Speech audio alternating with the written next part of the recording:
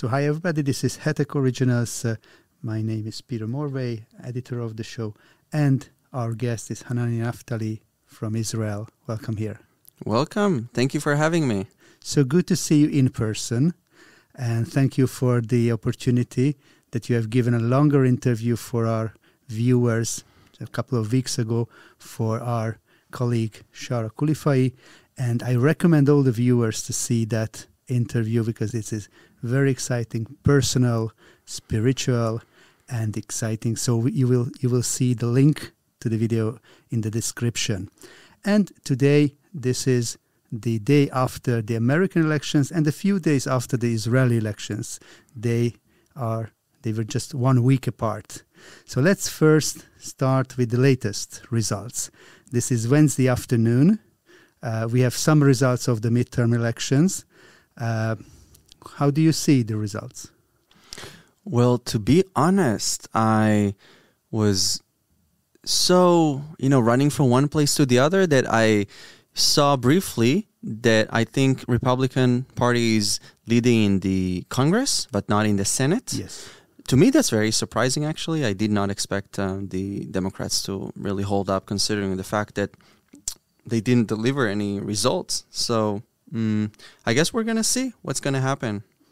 Okay, how do you see the American-Israeli relations from this aspect? So far, we had the past 2 years a Democrat-controlled Congress and the White House. How did that affect the American-Israeli relations? It's actually very interesting, very similar to the Israel-Hungary alliance. I think that what we have in common is that our alliance stems not from the government necessarily, but from the people. There is a deep bond between Israelis and Americans, and therefore you could see that even though maybe the Democrat Party was less pro-Israel than the Republican Party, although I have to say that Joe Biden was among the pro-Israel people within his party. You see the squad, the progressive politicians that were largely against Israel. So I think that what we saw is that the relation stems from the people. There is a deep love and understanding so that it doesn't matter who the president is. We're like this family of a relationship. And I think that this is what held the bond, that even though, of course, we were very appreciative of President Trump moving the embassy to Jerusalem, recognizing Jerusalem and the Golan Heights, and it meant a lot to us Israelis. And I think that similar to that, the Israel-Hungary alliance stems from this deep bond and understanding. And, we're so grateful nowadays to see this Orban administration that is advancing the alliance. And, I have to say that me walking here as a Jew, as an Israeli, I feel very safe. I feel at home. And, thanks to the Hungarian relationship that we have. It's so good to hear. And returning to the Israeli elections, maybe from the Israeli elections we have a clearer picture, more straightforward than the Americans. What did the Israeli voters decide 1 week ago? They decided that they are right-wing. The majority of Israelis are right-wing, and they want to see Benjamin Netanyahu leading the country. And it goes against all the left-wing newspapers and the media that they said that the public in Israel does not trust Netanyahu and does not want Netanyahu. Netanyahu is ruining Israel and turning Israel into this dictatorship.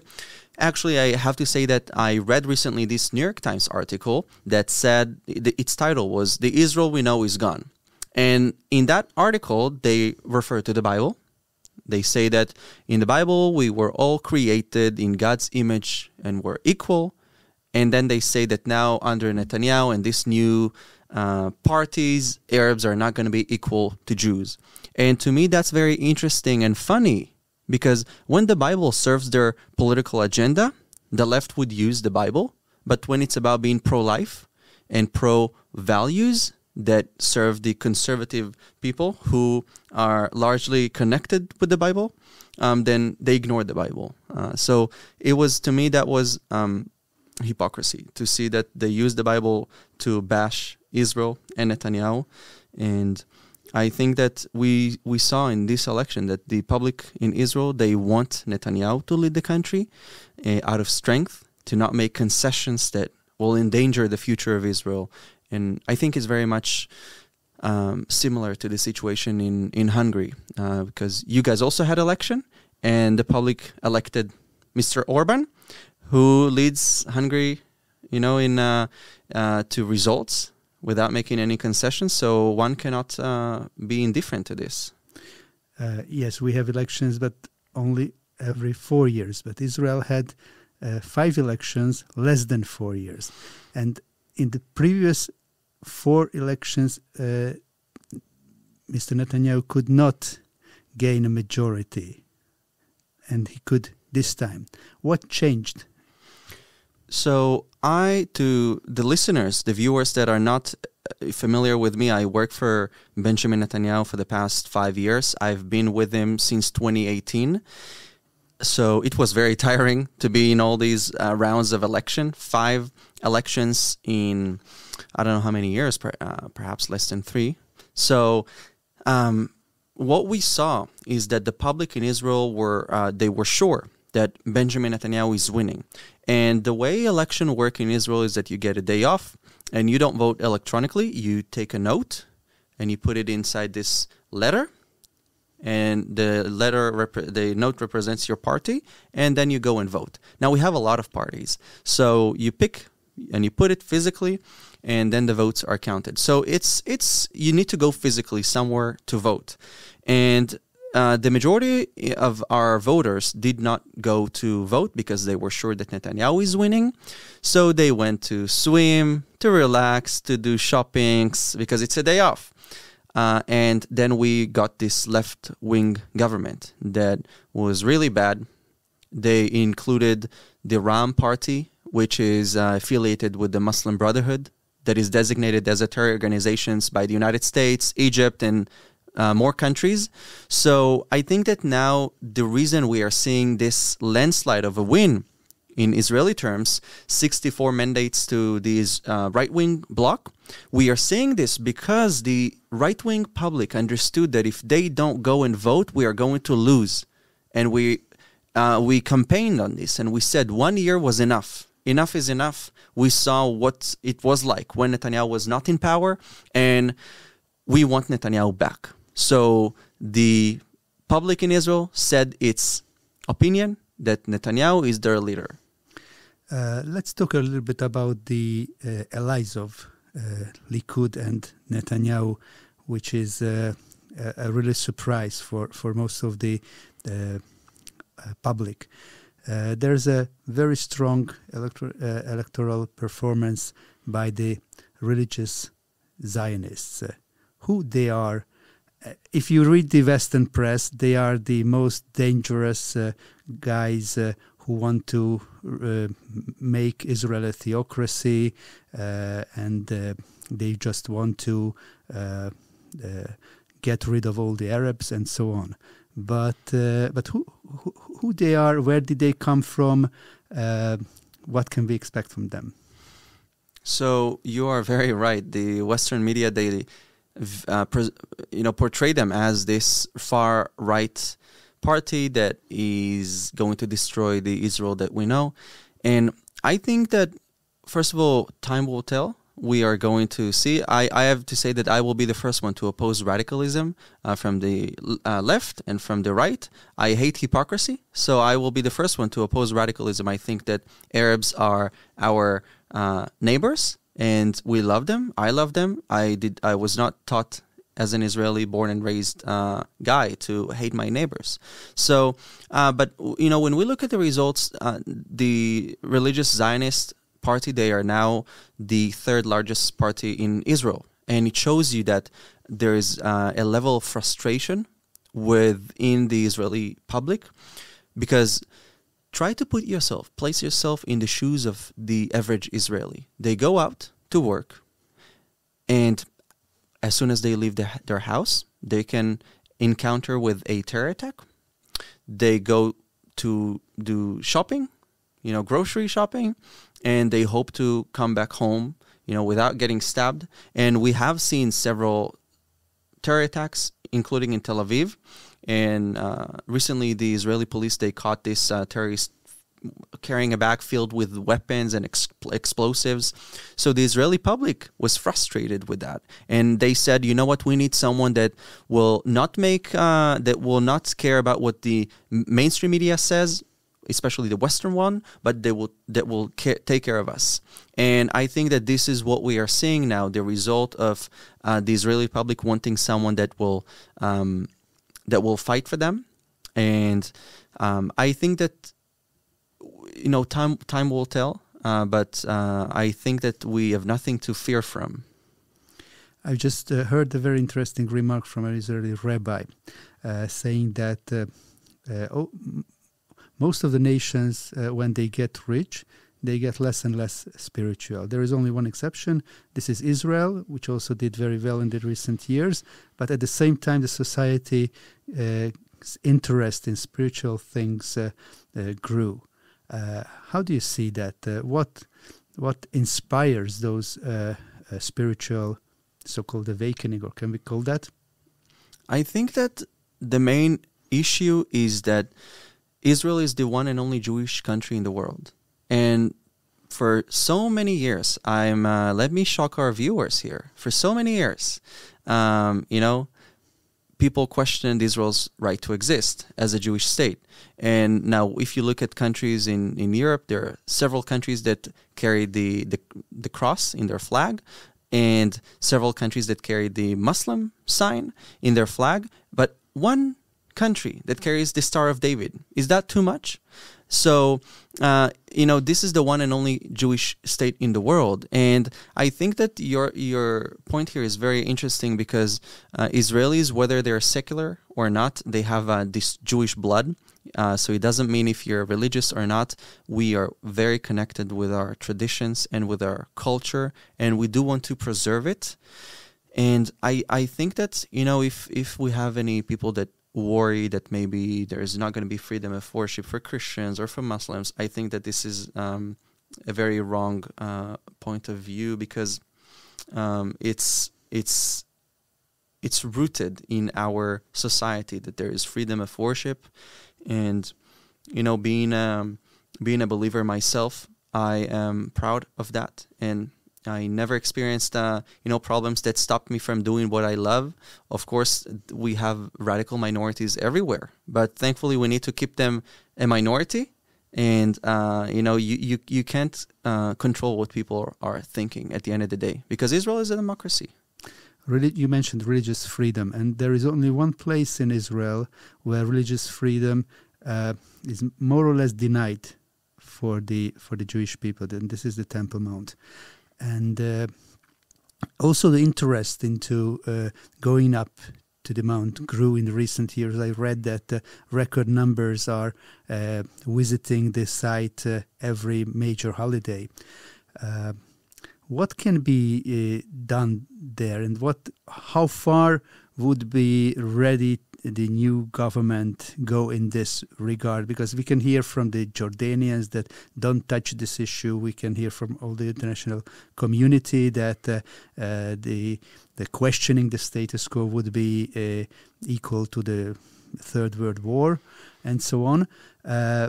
What could be done to solve this, or at least to make it more righteous, the situation for the Jewish people? Well, for those that don't know what the Temple Mount is, it's basically the holiest site in Judaism, the number one. This is where our temple stood, and it is also the third holiest site in Islam. Now, there is the Palestinian propaganda lies to the Arab world and to their own people that Israel is digging underneath the Al-Aqsa Mosque, and in order to make it collapse and that to take over it. And of course, Christians and Jews are not allowed to pray there. I went up on the Temple Mount a few months ago and with a Jewish group, and there were several people that opened their mouth to pray in Hebrew. read from their phones, not in a provocative way, just for themselves, and the police officers of Israel arrested them. Can you imagine this? That only in Israel you can be arrested for praying, for reciting a biblical prayer on the very holiest site in Judaism. And to me, that's just insane. Now, of course, if you look at back in history, the temples were there before the Al-Aqsa Mosque and the Dome of the Rock, and also there was actually a church there on that very mount as well. I think that, in regards to the Temple Mount, Israel is probably the only country in the world that has a foreign power, the Jordanian Waqf, that is controlling their holiest site. Because in the agreements that we had, the peace agreements that we had with Jordan, we have allowed them to have control of this holy site. So it's, it can be shocking to some people that Israel's holiest site for the Jews is controlled by the Jordanian Waqf, like the holy sites. But of course, we have security there and everything, but I just think that it's a very hot topic, and I would advise people to carefully follow what's going on there. Yes, it is a slow movement, but I remember just more than 20 years ago when I first visited the city of David, which is near to the Temple Mount, the ancient Jerusalem, where King David's palace has been. And the managers of the place were very proud that the previous year they had some 20,000 visitors a year. And they were very happy that they got so many visitors. Today, this place, of course, the COVID changed it a little bit, but the last year before COVID, it had more than 1 million visitors. And it just reminded me that when something starts in a small scale, but maybe it's in God's plan, that it keeps growing and growing, despite all the international pressure and threats. So it's as you say, that it takes time, it takes patience, and should be careful, but it is an interesting trend. There's another thing I want to ask you, that today Israel is the country which has the largest Jewish population in the world. It has not always been the case, but today, as far as I know, it is. But there's a large Jewish diaspora all over the world, especially in the United States. And sometimes the leaders of this diaspora are not very friendly towards the state of Israel, the state of the Jewish people, as you said. What is the reason of this sharp divide and conflict sometimes? Well, you know what they say, four Jews are meeting together and there are 5 opinions. So we are a nation that is well known for having a lot of opinions. Of course, we are one nation. I think that we need to focus on, the question is, how can we build a bridge between the diaspora and the Jews in Israel? I think that this is the main focus of myself, being very proactive on social media. I don't like to think about what divides us and why are we distant. Of course, there are issues, and I think that it would be very wrong to blame them and to hate on them, because they are my people. Of course, throughout history, we have always had people that, Jews that have opposed self-hating people. But I don't think that this is the case with the American Jewry. I think that, them being far from Israel and wanting to stay in the United States, they have different interests that perhaps don't align with the interests of the Jewish people in Israel. So I think that sometimes it can create arguments, but I hope that at the end of the day, we can all hug and sit together for a Shabbat table and put our differences aside. Because the way I see it, we were called to love one another and to see what unites us. And I want to encourage Jews all around the world to find what unites us. There is another area where there's a sharp conflict between Israel and the anti-Israel people, and this is the BDS movement, the boycott, defunding, and the sanctions movement. Boycott, divestment, sanctions. Yeah. And it is sometimes shocking to see that. Of course, we can understand if Palestinians or Palestinian activists support it because they on the other side. But to see Western intellectuals, musicians, stars supporting it, it's difficult to understand that how can they just support such a boycott movement against a democratic state. So how do you see it, and what can be done against it? Well, first of all, to those that don't know what BDS is, it's basically this whole movement that wants to destroy Israel economically. They figured out that they can't win us by the power of the sword, so they are trying to destroy Israel by the power of economy and to encourage companies to not work with Israel. Of course, it does not work. They're largely failing. And actually, the head of this movement, his name is Omar. I can't remember his family name, but he has a house in Akko, which is in northern Israel. So look at how failing they are. Even he can't boycott Israel, because nowadays, if you want to boycott Israel, you will turn off this podcast, turn your phone off, and go live in a cave, because you can see Israeli technology everywhere. In hospitals, I'm sure in hospitals in Hungary, medical technology is helping to save lives. Technology in our phones that help prevent hackers from hacking your phone and taking all your information away. Israel is a blessing to the nations. And I do have to say that as an Israeli Jew, I love Palestinians. I was not taught to hate them. I was taught to love my neighbor. When you open your Bible, you see this verse very clearly that you should love your neighbor. So, growing up in Israel, they didn't teach me in school to hate Palestinians. Unfortunately, in Palestinian schools, they teach their kids to hate Jews and to see us, they don't want, and this is the main issue of today, that the Palestinian leadership don't want peace with Israel. They want peace without Israel. And, this boycott Israel movement is failing big time, because you see companies that continue to come to Israel for trading. Apple is just opening another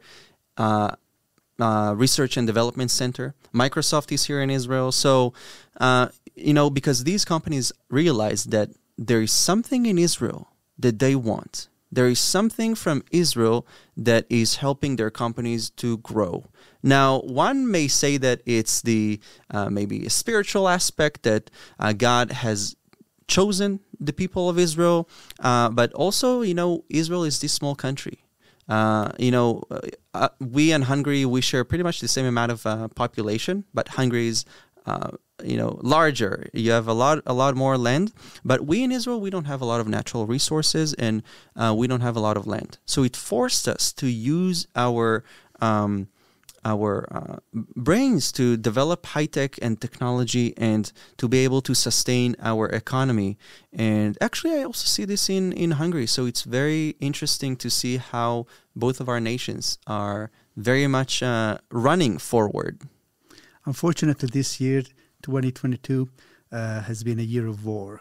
There is a war going on not very far from here.